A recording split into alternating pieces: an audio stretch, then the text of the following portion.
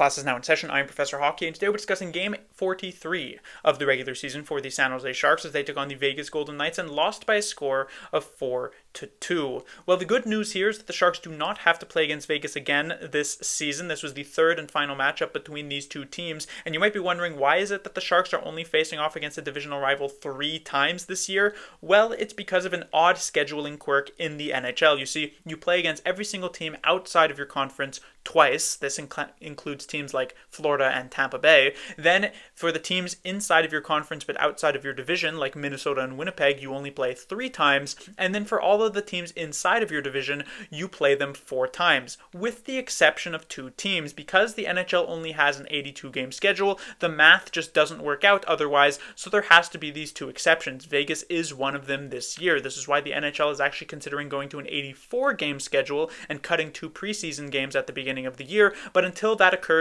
this is going to be something that happens, and the Sharks are very thankful for that, because even historically they have really struggled to pick up any amount of victories against the Vegas Golden Knights. Going back to the time where the Sharks were actually a good team, they would still have issues with winning against Vegas in the regular season. The playoffs are an entirely different story, as every single San Jose Sharks fan is quite familiar with, but during the regular season, there really hasn't been much success, and especially as of late, where the Sharks find themselves right near the bottom of the standings and the Golden Knights are the literal best team in the NHL, well, you're going to have even more struggles. This season, the Sharks are 0-3 in this matchup, and the games really haven't been particularly close. The second one, maybe because the Sharks did have a lead going into the third period, but still some pretty lopsided losses here. And tonight was no different. It would appear close on the scoreboard, but it really wasn't.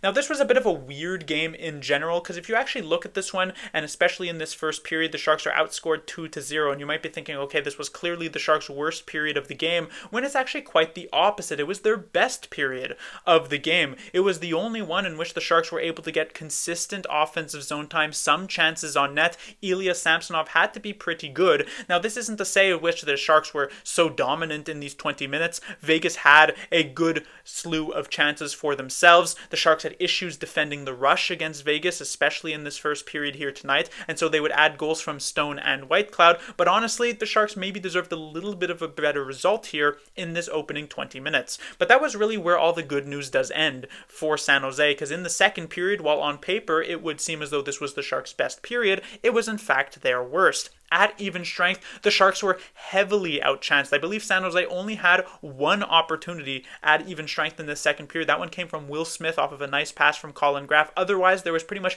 nothing doing. Meanwhile, on the Vegas side, they piled up tons of shots, and it had to be the Sharks goaltender here tonight who was forced to stand on his head to help keep this game close. Now, in the Sharks' favor, they would manage to capitalize on a power play, and this would bring the game to within 1 heading into the third period, where the Sharks would have a real opportunity to kind of steal a game away here from their longtime rivals, or at least their rivals of since Vegas has come into the NHL. But at the beginning of the third, Vegas had a power play due to a very last-second penalty taken right at the end of the second period, and that gave them a goal to put themselves back up by 2. And you're thinking at this point, with a 3-1 deficit, score effects would come into play, and the Sharks would begin to at least take a little bit of control here. But for the next 10 or so minutes after this goal, nothing of the sort actually happened. It was still primarily Vegas in control until they ended up taking another penalty. Now, recently, the Sharks' power play has been basically a momentum killer for them in many of their last few games, but here tonight it was a nice change of pace. It was a momentum generator for them. They are 2 for 2 on the night, the goal from Eklund, then the goal from Timothy Liljegren, and this goal from Liljegren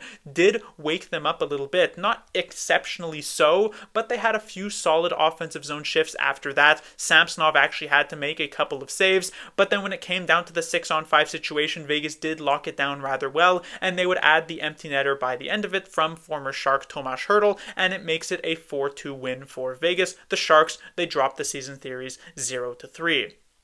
Moving on to the players to talk about, we will start off with the Sharks goaltender here tonight. Usually I end off with this, but I feel as though it is quite important. I talked about in the second period how the Sharks goalie had to stand on his head to keep this one actually close in that middle frame, and you're thinking by that description that I must be talking about Yaroslav Askarov, but actually the starter here tonight was Georgiev, and not watching this game, you'd be very surprised to hear that, but he was actually rather strong.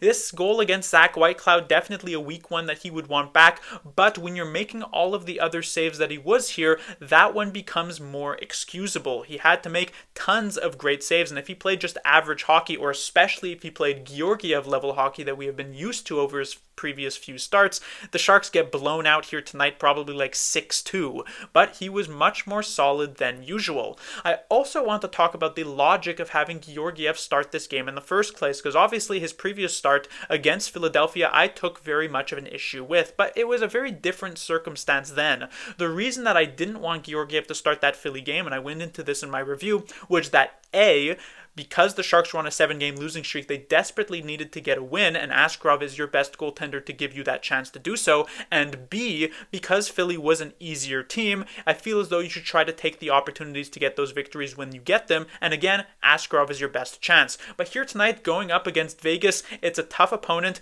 Georgiev did face them a couple of weeks ago, so maybe a chance for some revenge. And the fact remains is that you can't simply just have Askarov play every single game down the stretch for the Sharks outside of maybe a couple of back-to-backs. It's just not feasible for any goaltender these days, but especially not for one as young as Askarov. Take a look at, let's say, Dustin Wolf in Calgary this year. He is a potential candidate for the Calder Trophy.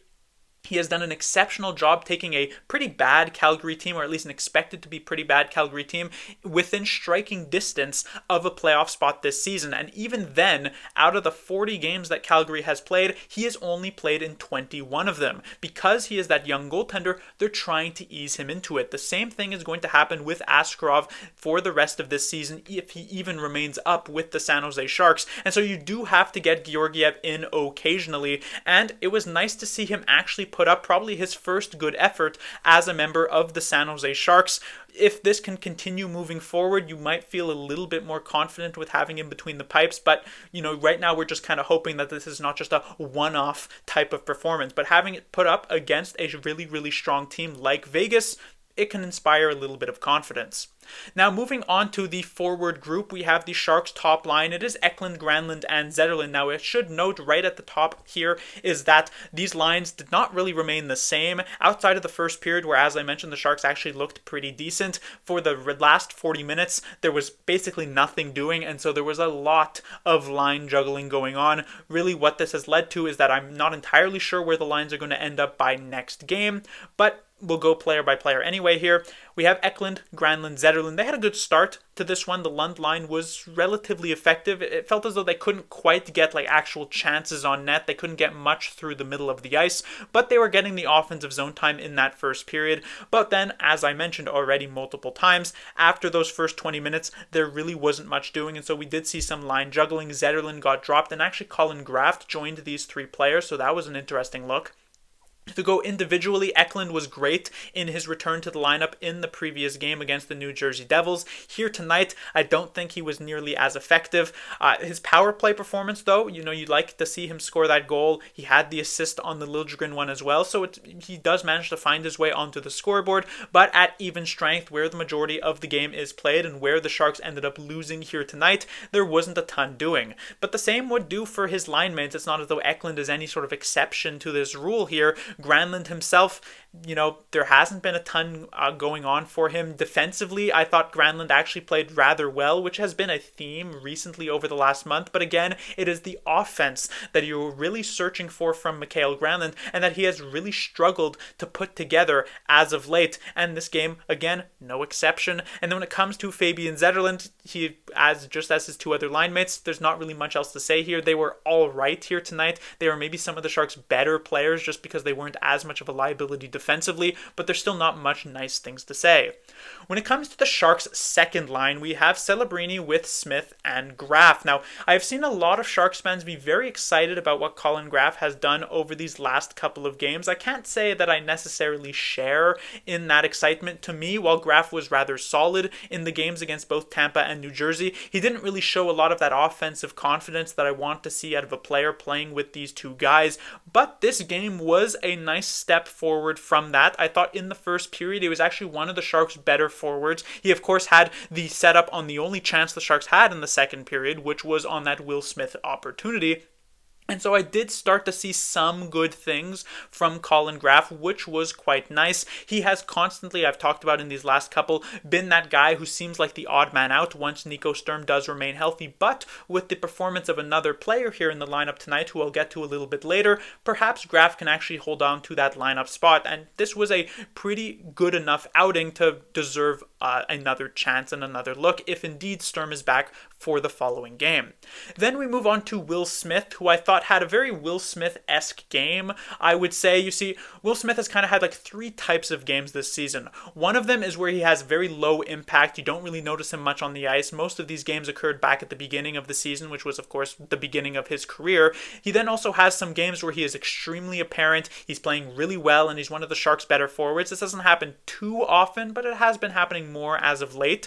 And then there's that kind of middle ground for Will Smith, where he manages to do some good things well, he gets some chances, but then there's also some very clear mistakes. This was definitely one of those types of games, because Smith actually had some great looks on net. He was putting himself in strong positions to score, but as per usual, the case with Will Smith is that these pucks just seem to not really be staying well on his stick. He's either fanning on them, they're bouncing over his stick, they're rolling off of it. He probably had like 2 or 3 really prime scoring positions, and yet he never even managed to get a shot off in those spots.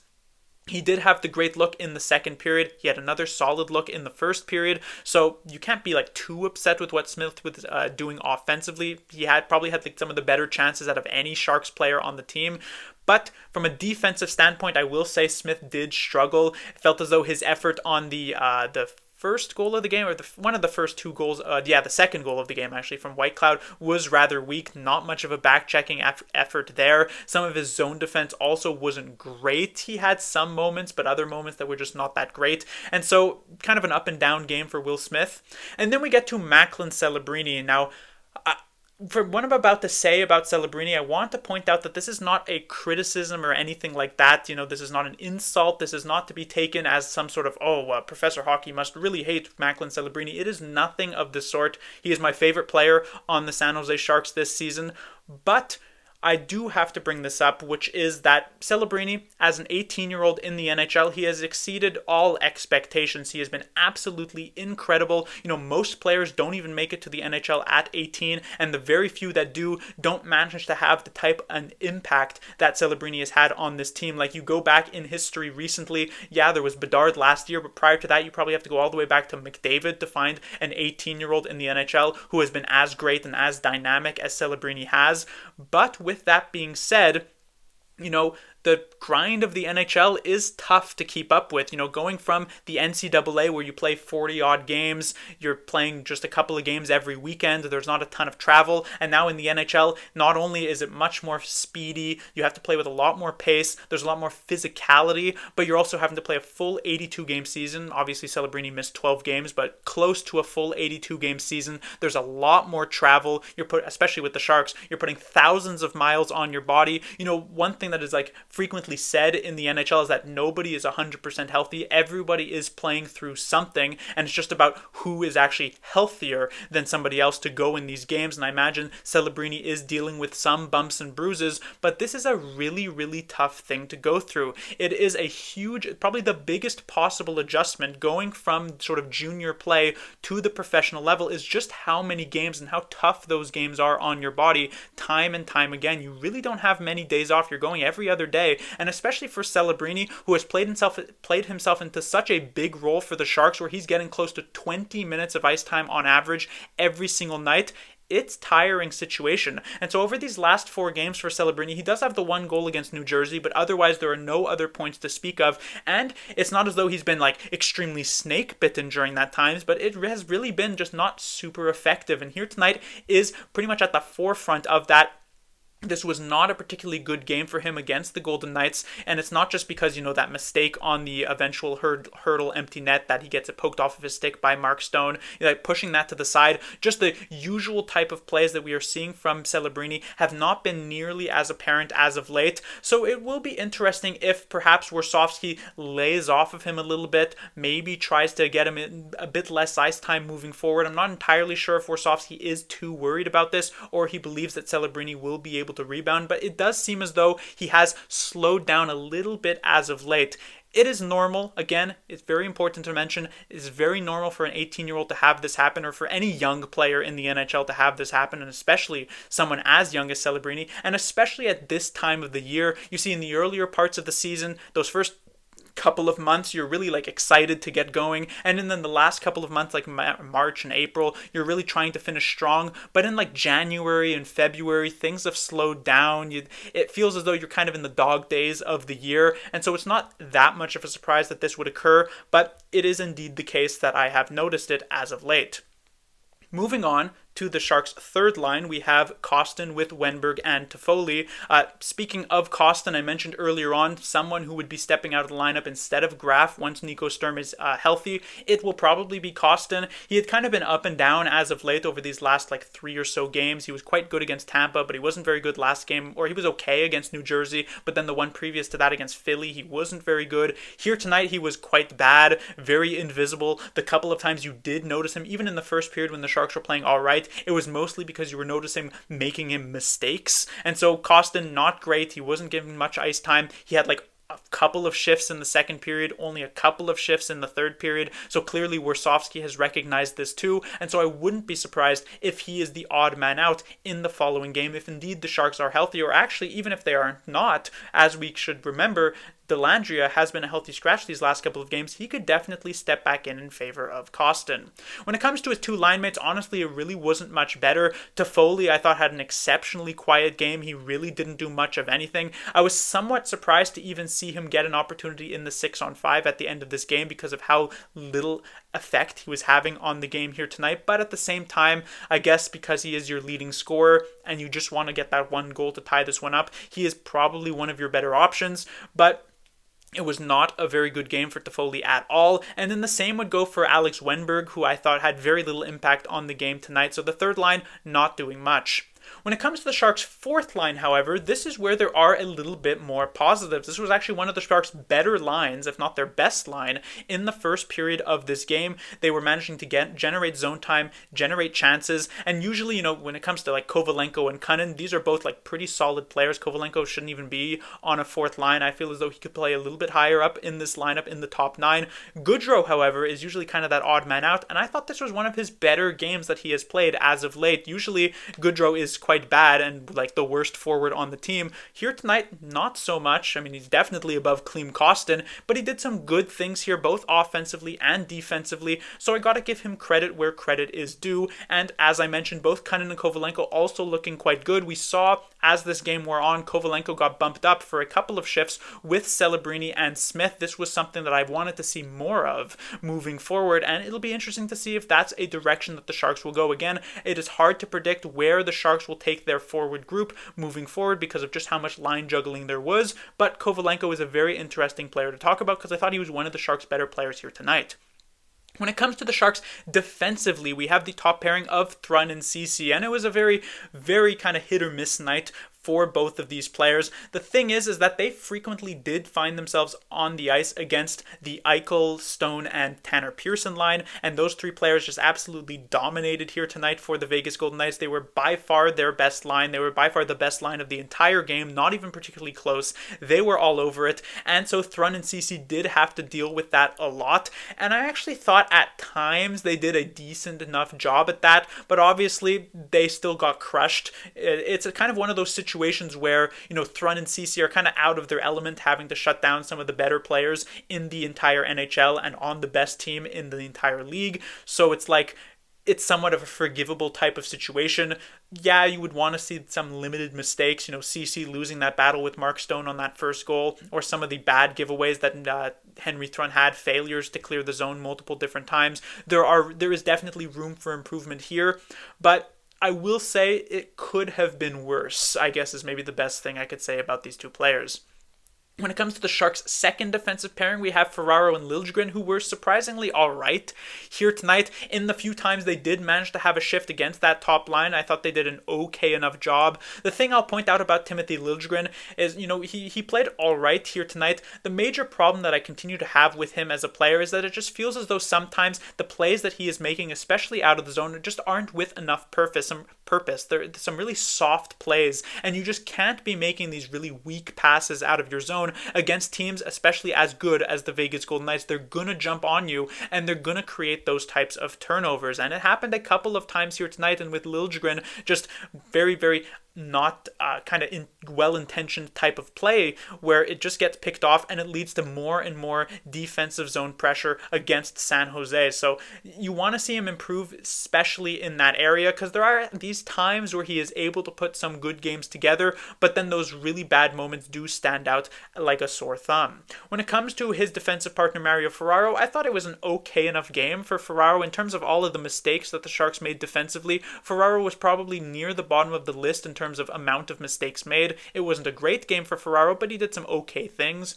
And then it comes to the Sharks' third defensive pairing, where we did have a substitution. Mukhamadullin steps in over Vlasic. Now, this is definitely an interesting call. I don't know if maybe this was the original plan with Vlasic and that Vlasic was aware of it, because we do know that Vlasic was relatively upset with the amount of playtime he got last season under David Quinn, with the amount of times that he was actually healthy scratched. And so for him to have come back after a very, very long period on the sidelines, play 2 games where he was actually rather good, and then to get benched immediately for this third game, hopefully Vlasic isn't going to take too much offense to that, because it certainly makes sense that the Sharks would want to give Mukhamadullin another opportunity here in the lineup. When it comes to his actual game, definitely hit or miss, I would say, as well as with most of the Sharks' defense. There were some good shifts. Right at the beginning of the game, I thought his first 2-3 shifts were really, really effective, and I was thinking like, hey, Mukhamadullin's going to have a really great night here tonight. But then there was that bad giveaway that eventually led to the White Cloud goal. Not a great goal by Georgiev, but still, you don't want to see that high off defensive zone turnover near the blue line. Just not a good look for him. There were a couple of other moments in which he, one thing that I've really noticed when the Golden Knights or when any team is really challenging and skating into the zone, Mukhamadullin has a tendency to step up quite aggressively, which is somewhat of a surprise. You would think a younger guy would try to play a bit more safe, but he steps up in those areas, and he frequently does have guys just kind of get right around him. He did manage to recover the one moment I did see that tonight, but still, it's kind of something to work out of your game, or if you are going to do that, you really want to make sure it is going to work out.